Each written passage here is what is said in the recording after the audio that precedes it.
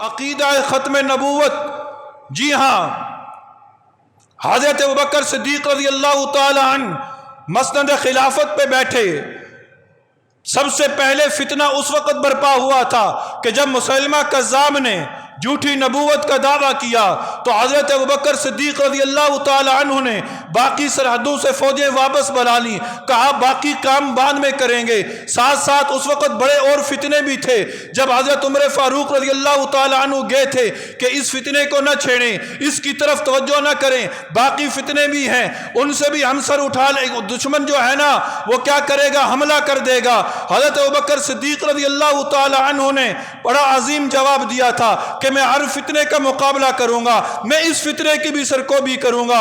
کون سا فتنہ؟ جو جھوٹی نبوت کا فتنہ پیدا ہو چکا تھا۔ حضرت ابوبکر صدیق نے کثیر تعداد میں اس جماعت کے اندر قاری قرآن تھے، حافظ قرآن تھے، لشکر بھیج دیا مسیلمہ کذاب کی طرف، مقابلہ ہوا، اللہ رب العزت نے اس لشکر کو فتح دی۔ اس کے بعد مختلف ادوار میں جھوٹی نبوت کے دعوے کرنے والے پیدا ہوتے رہے۔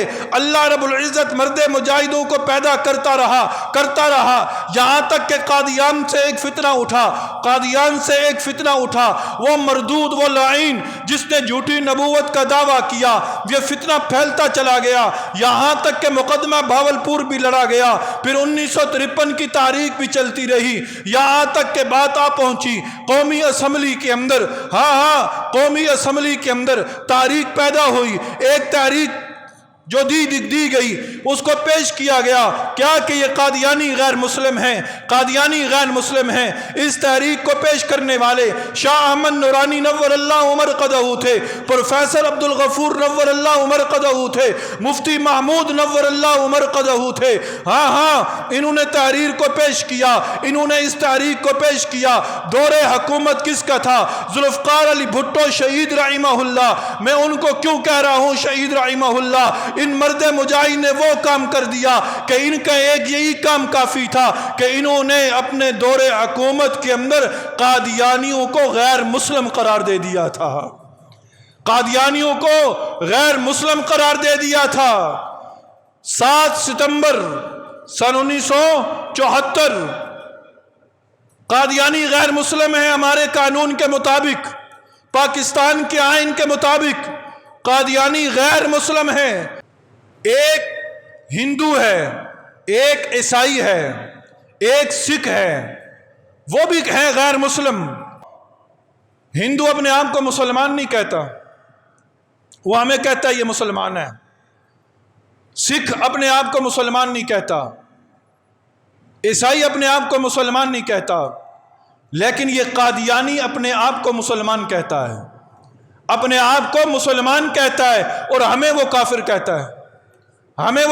کہتا ہے۔ پارلیمنٹ کے اندر قادیانیوں کا جو مبلغ آیا تھا، اس نے بھی کہا تھا جناب اسپیکر یہ ہمیں کافر کہتے ہیں، یہ تو ایک دوسرے کو بھی کافر کہتے ہیں۔ مفتی محمود کھڑے ہوئے تھے، شاہ جی نورانی صاحب کو مخاطب کر کے کہا تھا میں آپ کو مسلمان سمجھتا ہوں، آپ مجھے کیا سمجھتے ہیں؟ شاہ احمد نورانی نے اس وقت کہا تھا کہ بحمد اللہ ہم آپ کو بھی مسلمان سمجھتے ہیں۔ مکتبہ فکر کا اختلاف تھا، لیکن اس عقیدہ ختم نبوت پر نہ کوئی بریلوی ہے، نہ دیوبندی ہے، نہ اہل حدیث ہے، کوئی نہیں ہے، ہم سب ایک ہیں۔ عقیدہ ختم نبوت پر ہم سب ایک ہیں۔ وہ ہمارے گھر کے اختلافات ہیں، لیکن بنیادی مسئلے پر ہم ایک ہیں۔ نہ کوئی دیوبندی ہے، نہ اہل حدیث ہے، نہ بریلوی ہے، کوئی نہیں۔ اور آج یہ قادیانی جو ہے مجھے اور آپ کو غیر مسلم کہتا ہے، اپنے آپ کو مسلمان کہتا ہے، اور یہ فتنہ بڑی تیزی سے پھیل رہا ہے۔ اسی فتنے کی سرکوبی کے لیے مختلف سیمینار کا انعقاد کیا جاتا ہے۔ آئندہ آنے والے دنوں کے اندر 7 ستمبر مینار پاکستان کے اندر ایک تاریخی اور عظیم الشان کانفرنس کا انعقاد کیا جا رہا ہے، جہاں فتنہ قادیانیت کو کھول کر بیان کیا جائے گا۔ آج بہت سارے ہمارے مسلمان بھائیوں کو قادیانیت کے فتنے کا علم ہی نہیں ہے۔ قادیانیت کو پہچاننا بڑا مشکل ہے۔ وہ بھی کلمہ پڑھتے ہیں، ہم بھی کلمہ پڑھتے ہیں، وہ بھی کیا کہتے ہیں قرآن پڑھتے ہیں، ہم بھی قرآن پڑھتے ہیں۔ اگر ان سے کہا جائے نا کہ تم ہمارے آخری نبی کو کیوں نہیں مانتے، وہ کہتے ہیں ہم آپ کے آخری نبی کو مانتے ہیں، وہ کہتے ہیں ہم آپ کے آخری نبی کو مانتے ہیں۔ بات کہاں خراب ہوتی ہے کہ وہ یوں کہتے ہیں کہ ہم ان کی نبوت کو تو مانتے ہیں، ان کی رسالت کو نہیں مانتے ہیں، ان کی رسالت کو نہیں مانتے۔ نبوت اور چیز ہے، رسالت اور چیز ہے، رسالت اور چیز ہے۔ ہر رسول نبی ہے، ہر رسول نبی ہے، پر ہر نبی رسول نہیں ہے، یہ یاد رکھ لیجئے گا۔ ہر رسول نبی ہے پر ہر نبی رسول نہیں ہے۔ وہ کہتے ہیں ہم نبوت کو تو مانتے ہیں پر رسالت ختم نہیں ہوئی، رسالت آگے چلی، یہاں تک کہ ہمارے مرزے کو بھی رسالت ملی ہے، معاذ اللہ ثم معاذ اللہ۔ اور آج ہمارے گھروں کے اندر یہ گھس گئے ہیں۔ آج رشتے ہوتے ہیں، رشتے کروانے والے رشتے کروا دیتے ہیں، نہیں پتا کہ یہ قادیانی ہے، اولادیں ہو جاتی ہیں، پھر جا کے پتا چلتا ہے اوہو یہ تو قادیانی تھی، یہ تو لڑکا قادیانی تھا۔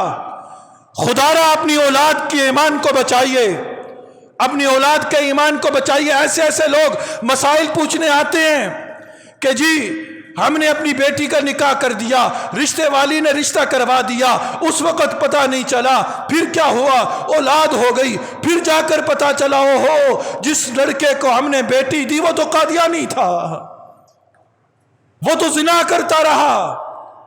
خود اپنی اولاد کو زنا کے اندر نہ دھکیلیں، خود اپنی اولادوں کو زنا کے اندر نہ دھکیلیں، اپنی اولادوں کا ایمان بچائیں، قادیانیت کو پہچانیں۔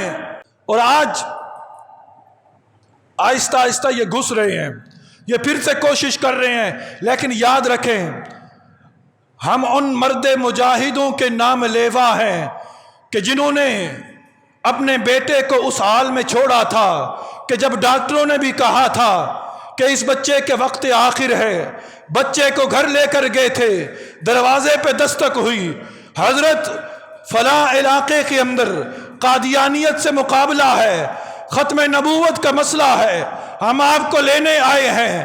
اس مرد مجاہد نے کہا بیٹے کو، بیٹا تجھ سے زیادہ اہم مسئلہ آن پڑا ہے، مسئلہ ختم نبوت کا ہے، میں ختم نبوت کے مسئلے پہ کمپرومائز نہیں کر سکتا، میں جا رہا ہوں، تجھے چھوڑ کر جا رہا ہوں۔ وہ مرد مجاہد گھر سے نکلا، بازار کے قریب پہنچا تھا، پیچھے سے اطلاع آئی، آپ کے بیٹے کا انتقال ہو گیا ہے، آپ کے بیٹے کا انتقال ہو گیا ہے۔ اس مرد مجاہد نے قدم نہیں لوٹائے، قدم نہیں پلٹے، آگے بڑھتا گیا۔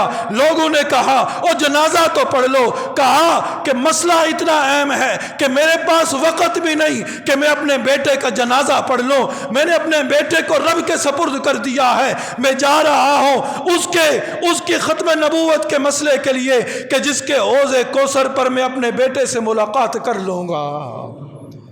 انہوں نے اپنے بیٹے قربان کر دیے، رشتہ داریاں قربان کر دی، اور ہم صرف تعلقات قربان نہیں کر سکتے۔